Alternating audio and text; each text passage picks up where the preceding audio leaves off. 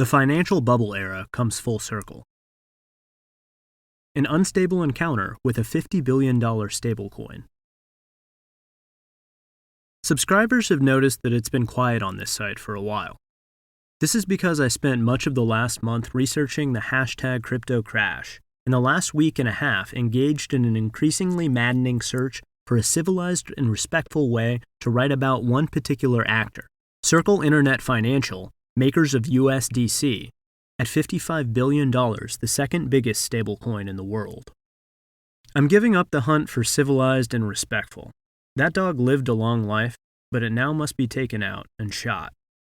I've dealt with many frustrating institutions, from Bank of America to the press office of the FSB, but none produce such headaches. They're the mother of all black boxes, and God help anyone invested in them. Trouble started with one question. On April 12th, Circle announced it had raised $400 million with investments from BlackRock, Fidelity, Marshall Wace, and Finn Capital, noting BlackRock and Circle had entered into a broader strategic partnership that would include exploring capital market applications for USDC that would drive the next evolution of Circle's growth. This would involve the establishment of a new, BlackRock-managed, government money market fund, the Circle Reserve Fund, through which BlackRock would become a primary asset manager of USDC cash reserves. Sources called with concerns. The fund's registration statement says shares are only available for purchase by Circle Internet Financial, LLC. Not only is this unusual, one legal expert I spoke with said he'd never seen such a fund, available for sale solely to a single entity, but it raised a potentially troublesome issue for USDC holders. If Circle is to be the sole counterparty to a reserve fund, that would mean reserves would belong to the company, not its users. This could raise the same issue that recently dogged its partner, the digital exchange Coinbase, when it revealed in an SEC filing that in the event of a bankruptcy, the crypto assets we hold in custody on behalf of our customers could be subject to bankruptcy proceedings, and such customers could be treated as our general unsecured creditors. The firm insisted your funds are safe with Coinbase, but as noted in another story coming out today, the damage was done and the news triggered market mayhem. Coinbase isn't the same kind of company as Circle, but the issue of bankruptcy remoteness is relevant to both. It's at the core of the whole dilemma of the cryptocurrency markets. Certainly the question of who actually owns and controls reserve assets exists, or seems to exist. Here, Circle is unlike some competitors, whose user agreements specifically spell out that reserves are, say, fully backed by US dollars held by Paxos Trust Company, LLC, or custodied pursuant to the custody agreement entered into by and between you and Gemini Trust Company, LLC. Those describe trust agreements, which are truly bankruptcy remote. Circle's BlackRock fund suggested a different arrangement. Also, the new fund would be permitted to invest up to 1/3 of its total assets in reverse repurchase agreements. Would Circle be making use of that provision? After 2008, we learned some firms really hated being boring old depository banks, because regulators didn't allow them to do anything really risky with giant sums of customer cash they held that could easily earn huge returns at scale. It's like walking into a casino with $1 trillion in chips and being barred from all the really fun tables. This is how the so-called London Whale episode took place. A wing of JP Morgan Chase, called the Chief Investment Office, whose ostensible purpose was to reduce risk at the company, started to make enormous returns of $400 million or more on trades its offices didn't feel were directional bets at all, but hedges. The company felt these trades were only sort of risky. We believed that what we were doing at the time was consistent with American accounting practices, is how one executive later described their attitude. Then those hedges turned into giant suckholes of loss, and instead of unwinding them, the bank doubled down, and next thing you knew, they had a $12 billion bomb crater, and Elizabeth Warren were screaming at an eye-rolling Jamie Dimon on television. After 2008, remember, Chase had the reputation of being Wall Street's good bank, or at least the non-stupid one, with the New York Times even describing Dimon as Barack Obama's favorite banker. But the London Whale episode revealed the company's extreme impatience with the idea that they owed it to anybody. either regulators or depositors, to refrain from engaging in certain types of risky behavior. This impatience was written all over executives' faces at subsequent Senate hearings.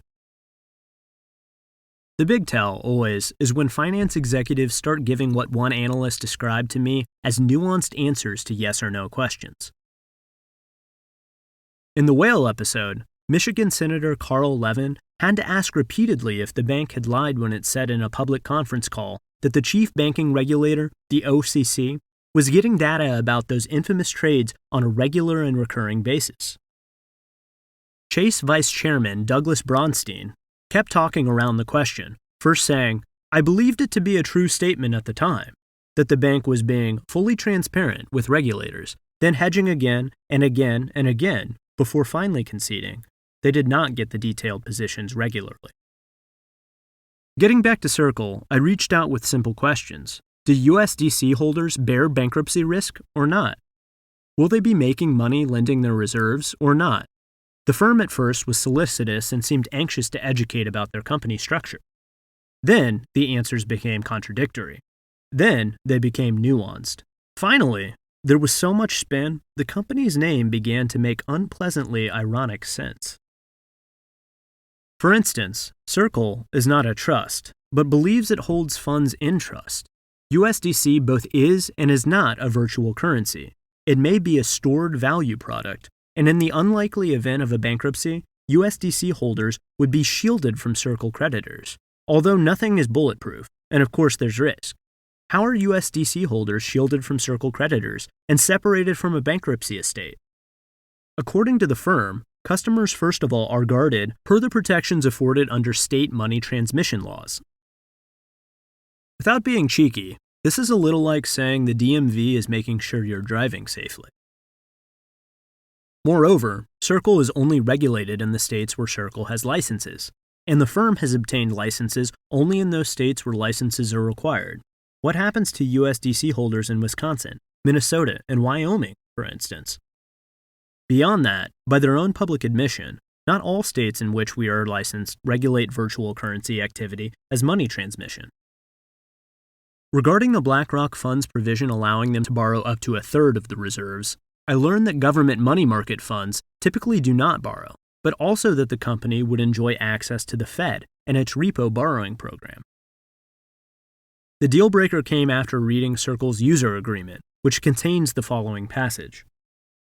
Circle is not a fiduciary, and Circle does not provide any trust or fiduciary services to any user in the course of such user visiting, accessing, or using Circle website or services.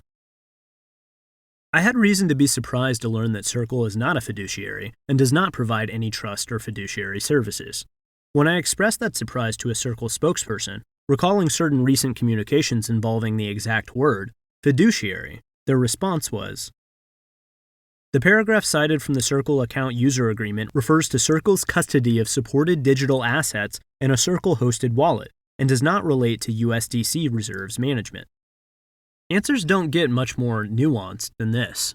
The company was now saying Circle is not a fiduciary and does not provide any trust or fiduciary services to anyone visiting, accessing, or using the Circle website or services, unless those services involve the company's management of USDC reserves. In that case, the firm does believe it has a fiduciary responsibility with respect to reserve funds, as required by state law, ostensibly in those states where Circle both has a license and virtual currency is regulated as money transmission. Asked where exactly its reserves are right now, the company replied, "As we have shared publicly, the cash portion of the reserve is held with a number of banking partners, including Silvergate Bank, Signature Bank, and New York Community Bank. The U.S. Treasury bills are purchased by BlackRock and are held in custody at BNY Mellon. We have not published a detailed breakdown of how much cash is held with which bank partner. We are working with many leading banks to onboard them and add them to our group of partners." This is a non-answer. Circle discloses where some of its reserves are, but not all, and not how much of what is where. Now, Circle separately features a yield program, which offers guaranteed returns.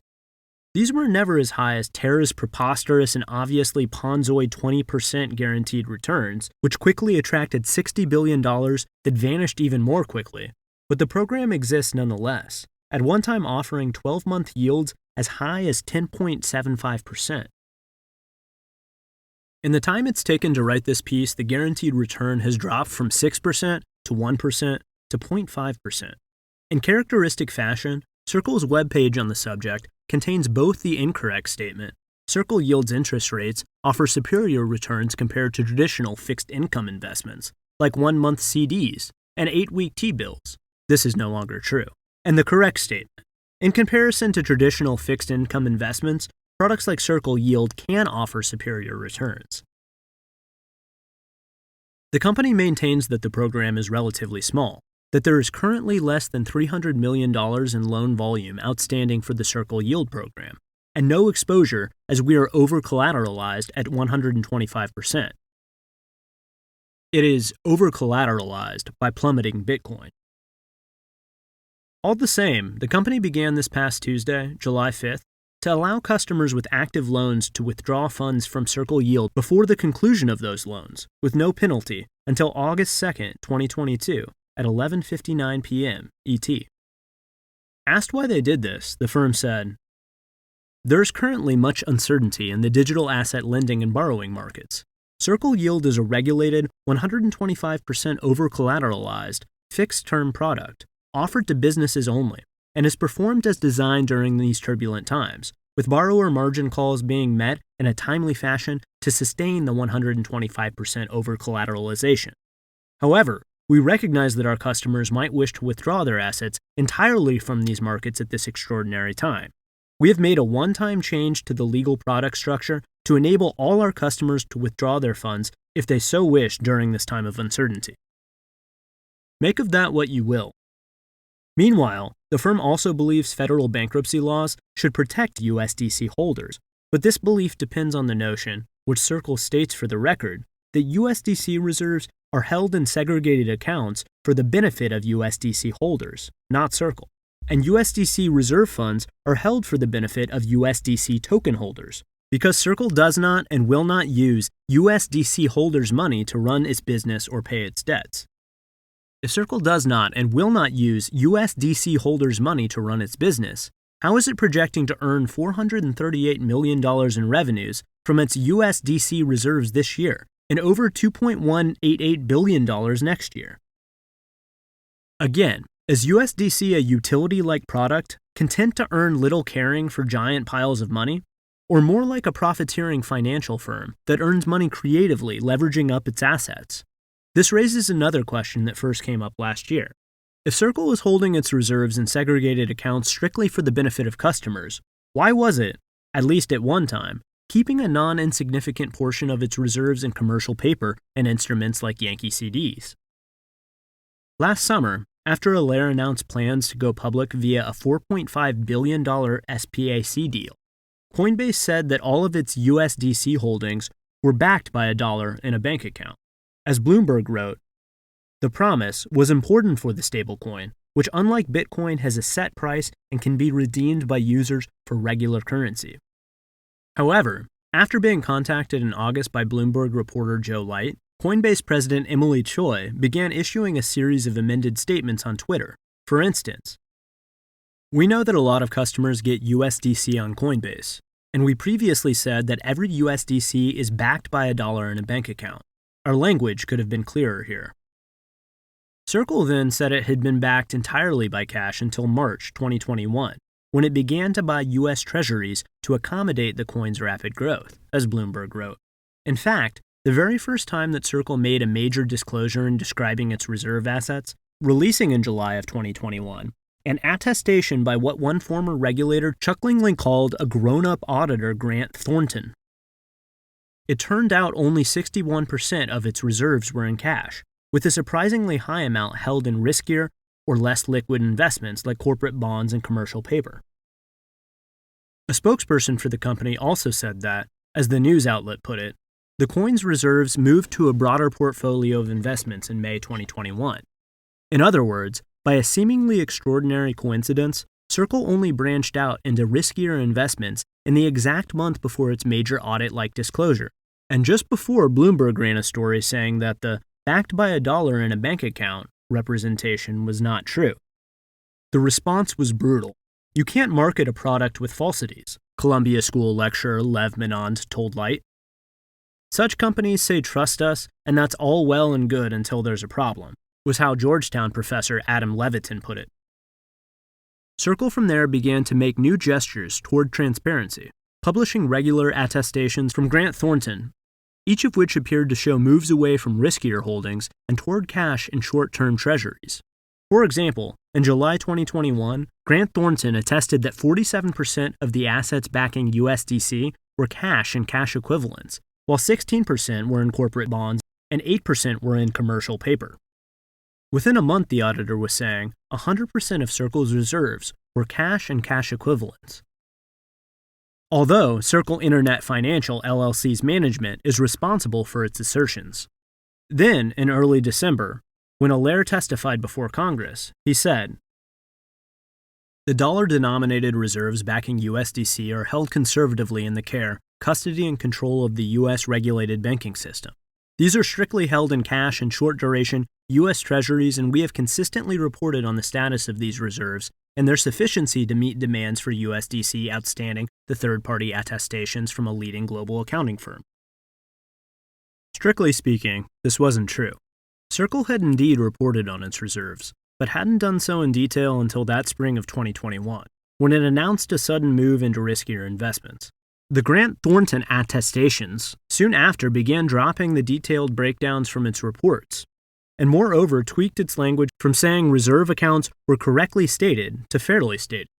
These reports include the curious lines, "Circle Internet Financial LLC's management is responsible for its assertion, and individuals who acquire and utilize USDC tokens and other crypto assets are responsible for informing themselves of the general risks and uncertainties."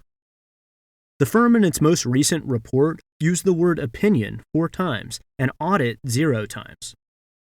Grant Thornton did not respond to requests for clarification as to whether or not they consider these reports audits, though the company, Circle, considers itself audited. Circle's rep has always been as the good crypto, not a target of armies of short sellers like Tether. As far back as 2018, it made news by ostensibly seeking to become the first cryptocurrency company to obtain a banking license.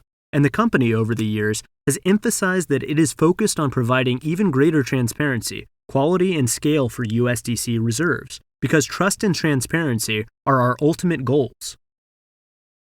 4 years after it first declared its intention to be the first coin with a bank license, we're still reading headlines like, "Circle will apply for U.S. crypto bank charter in near future," in hopes of now becoming the 4th stablecoin to get licensed.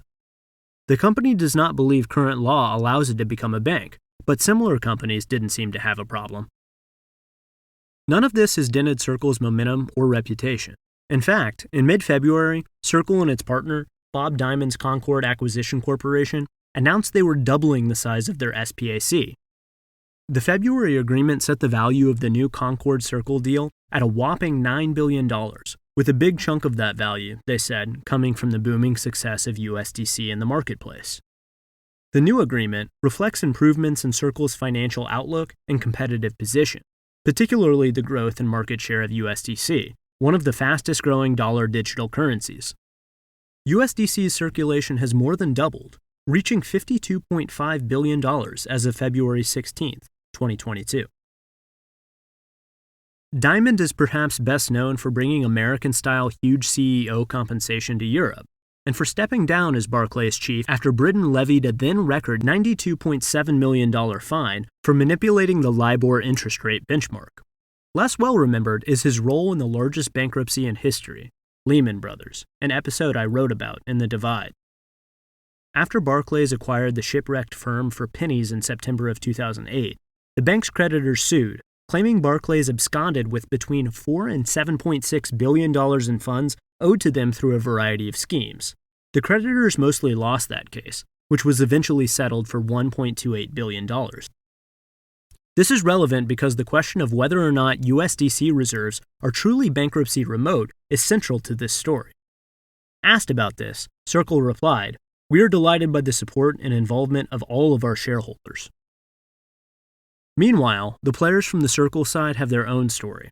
Jeremy Allaire and at least one other future Circle officer were accused in 2002 of making misleadingly positive statements about a failing product called Spectra while selling over $53 billion of stock in their company, Allaire Corporation, in the first 3 quarters of 2000. In August of 2000, Allaire was asked about an annual goal of 100% growth and reportedly said, "We're definitely thinking that is achievable." A month later, the company announced a substantial third-quarter loss, and its share price dropped 40% in 3 days, prompting the action. Massachusetts District Judge William Young used remarkably strong language to reject a motion to dismiss the suit, saying, "It is difficult to conceive of a complaint pled with more particularity than the one presented, and in many respects, if this complaint is not specific enough, no complaint is." He added, "Essentially, the plaintiffs invested in a company which promised to build the best mousetrap ever. When it was done, the mousetrap was ugly, did not catch mice, and, as word got out, people stopped buying." The case was eventually settled for $12 million, without an admission of wrongdoing. In conversations with former regulators, some raised a question as to whether or not the Allaire Corporation case might prevent Circle officers from ever obtaining a banking license, given that charters are only given to persons of good character and responsibility. Opinions on the matter were very mixed.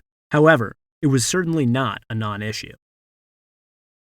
"Any case involving alleged fraud will be a matter of great concern to the banking regulators," said former FDIC General Counsel Mike Kreminger. "If there were a settlement with no admission of guilt, there might be explanation that could be acceptable to regulators, but it will still be a real concern that could be fatal to an application."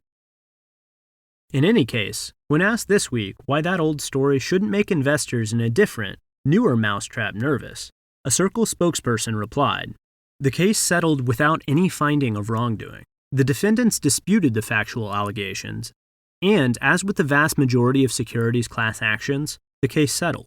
The factual allegations were never tested in court, and there is really nothing more to say about this 20-year-old case." In 2008, when reporters and investigators began pulling at the threads of terms like fully hedged or AAA tranche, they often found there was almost no way to stop pulling, even if they wanted to. In fact, by the time people stopped pulling, the entire global financial system was basically a pile of string.